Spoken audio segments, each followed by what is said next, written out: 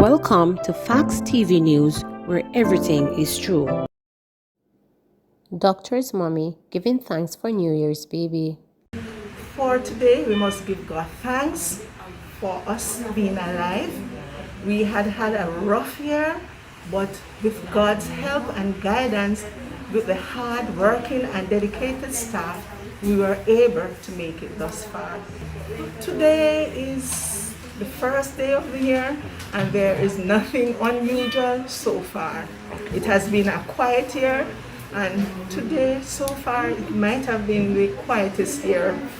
There's nothing that is significantly different from any other day. For us, it's like any other working day of the year. We're praying that today runs smoothly, but we're prepared for any complication or anything that might happen. How do you feel having your baby in a pandemic here when the entire world we're facing a pandemic? You're not worried, concerned, anything like that? Yes, worried, but not to the point where I would be stressed out. I just know that God will take me through. Jamaican Consulate in Miami closed for 2 days due to COVID-19 cases. The Jamaican Consulate in Miami has been closed for 2 days because of several COVID-19 cases in the office. The consulate will resume receiving members of the public on Wednesday from 9 o'clock until midday. Persons without appointments will not be accommodated. A release from the consulate website instructed potential visitors to visit their website at www.jamaicacgmiami.org to schedule appointments. All persons visiting the Consulate General are required to wear masks and adhere to social distancing and hand sanitizing requirements. Relax, Warmington tells Hannah.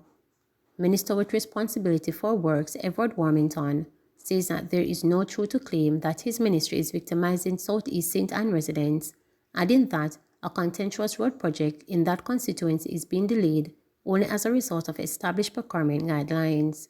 The $30 million project comprised repairs of section to the road from Claremont to Higgintown in Southeast St. Anne, where Lisa Hanna of the parliamentary opposition is Member of Parliament. In a press release, Hanna stated that motorists and residents' protests over the road condition on Monday came almost a year after they staged a similar demonstration. She claimed that the delay in commencing the repair was due to political victimization and sabotage.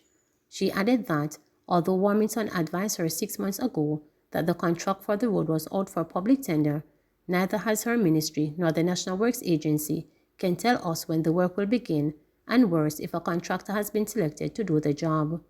I am calling on the government to publicly address this matter as we are being kept in the dark and we are seeing other major roads being fixed in adjacent constituencies, Hannah added. But Warmington, in response, noted that he has no control over the procurement process. The issue is that Lisa just have to relax. She knows the project went out to tender, and so she can't say nobody is briefing her. What the hell is there to be briefing about? The issue is that it is in the procurement procedure now. You have different steps to take, he said. Warmington further indicated that a 6-month wait for a project to go through the procurement process is not unusual, adding that some projects takes up to 15 months to be approved. He also reported that he too is frustrated by the delay in having projects begin. We are trying to find ways to eliminate some of the bottleneck that we have in procurement, some of the bureaucratic bundling, he added. We are trying to streamline the stuff that we don't have to wait for years in 15 months for a project to start. We are now working on that. I am hoping that these projects can get away within 3 months or less to get them going, where a project does not have to go to the PPC, Public Procurement Committee. If it is over 30 million, it has to go to the PPC. Most of these take a long length of time. Warmington further stated that, although he understands the need for Hannah to provide her protecting constituency with an explanation, it is unfair for her to pull the victimization card. She claimed political victimization in comparing to her constituency with others in St. Anne, which is rubbish, the Works Minister retorted. Lisa always talked about political victimization, yet, when she spoke in the constituency debate in Parliament, she mentioned nothing about victimization. She commended the government and National Works Agency for work being done in her constituency and response she had received. So I can't understand within that short period of time until now, less than a month, she said that she has a problem. With the demonstration, I don't think that is the way to respond to it. She's not being victimized. She knows better than that. Lisa knows that. Of all persons, I would never victimize her. Lisa knows that. Warmington also explained why the government is planning to spend more than $30 million on the project. What I ask for is for the team to scope the particular project with a limit of $30 million for Phase 1. There are many members of Parliament. We can do one of the $100 million or $200 million, and the others don't get none. So what we do them in phases, he said. Correctional officer spends New Year's Day feeding St. Anne shut-ins.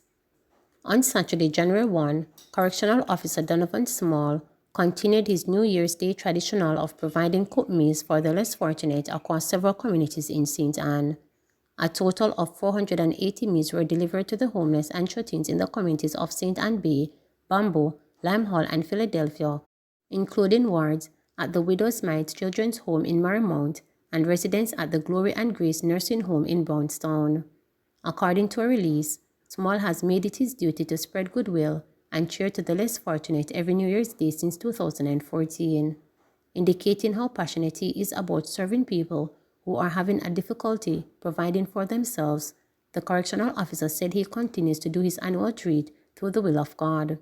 Small, who is employed to Uriah Corby Juvenile Correctional Center in St. Catherine, shared that the feeding program was made possible through the continued support of relatives, friends, and his church, the Bamboo United Pentecostal Church. I don't think I will stop because we feel so excited to do this, and we found a new location in St. Anne. We're looking forward to next year, and I know it is going to get bigger, he said, not ruling out the possibility of expanding the reach of the program in coming years. Volunteer Shania Wallace, who assisted Small last week with the food distribution, said it was an easy choice to give back to those in need and help strengthen the network for the support of the program. It has always been in me to give back to my community. I am aware that there are shut-ins who cannot come out and help themselves, so it is really a great pleasure to be part of the movement like this, and it's not only show that we are capable of helping others, but our willingness to go out of our way to reach those who cannot come out, she said. Meanwhile, operator for the Glory and Grace Nursing Home, Sandra Dean Simit, said she was grateful for the kindness extended to the residents of the nursing home.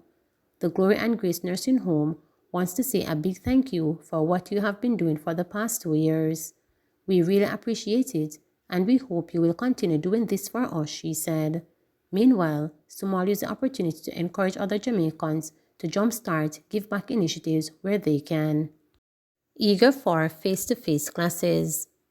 Educators at Godfrey Stewart High School in Savannah Lamar are hoping that when face-to-face classes officially resume, there on January 10th, the more than 50% of their students who have not been regularly attending online classes will return.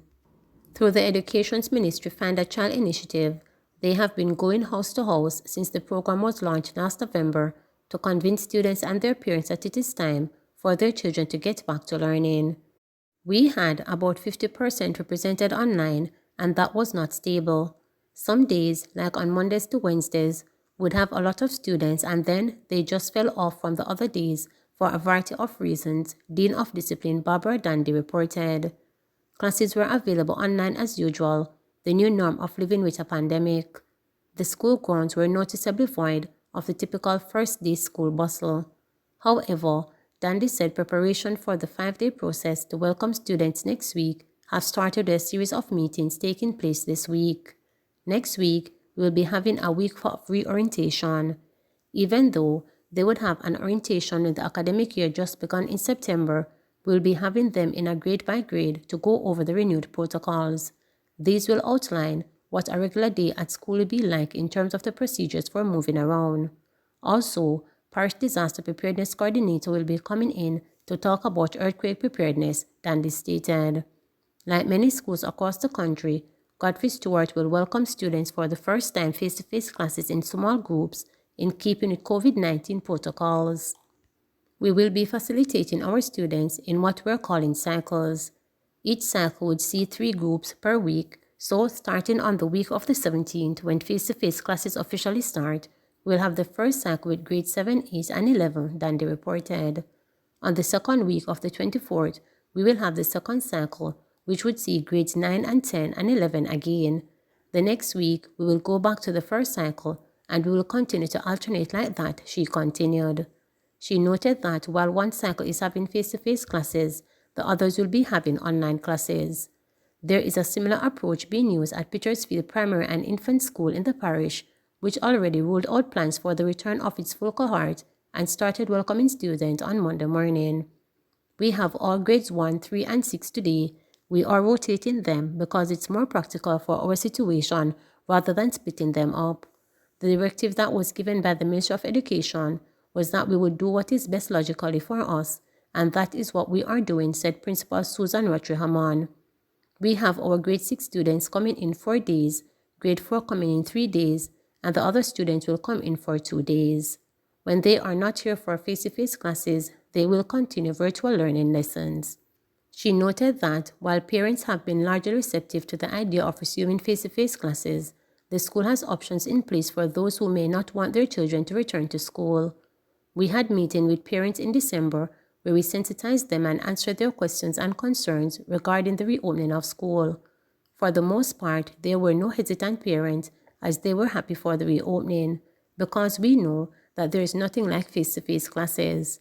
But in the event that there are parents who are not comfortable with the arrangements, we will show them special consideration and allow their child or children to have online classes, said Rottry-Hammond. Construction worker murdered in South Manchester. Police say a 50-year-old construction worker was shot and killed by robbers at a bar in Prospect, South Manchester, close to St. Elizabeth border last Monday. The deceased has been identified by the police as Rommel Ham of Prospect. The Constabulary Communications Unit CCU reported that at about 8:30 p.m. on Monday, 2 men entered the bar and fired shots hitting Ham. He was subsequently robbed. According to residents, just before Ham's murder, the robbers had held up and stolen a minibus from a transport operator who was playing dominoes with friends at another location close by. Appleton Estate employee found dead. An employee of the Appleton Estate in Silo, St. Elizabeth was found dead this morning.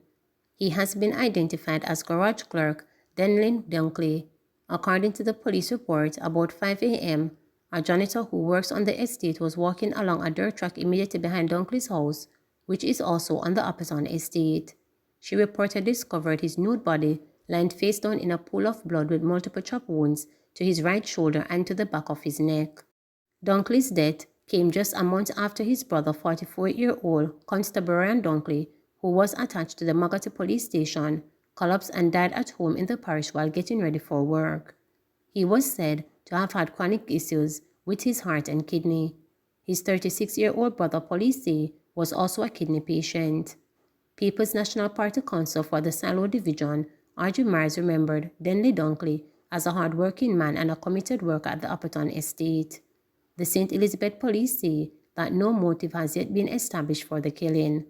I am appealing to the citizens to come forward and give the police whatever information they may have, said Myers. Man in search of condom meets tragic end. A 25-year-old man from Whitthorne in Westmoreland who went in search of a condom on New Year's Day is now dead. His death, according to the police, has since been classified as a death by misadventure.